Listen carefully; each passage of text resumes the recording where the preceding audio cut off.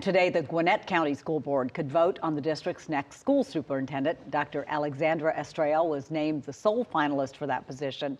This morning, the Board of Education is going to hold a specially called meeting in what could be the last step in making her hiring official. District leaders say additional details on her official start date will come following this morning's meeting. It's set for 8 o'clock.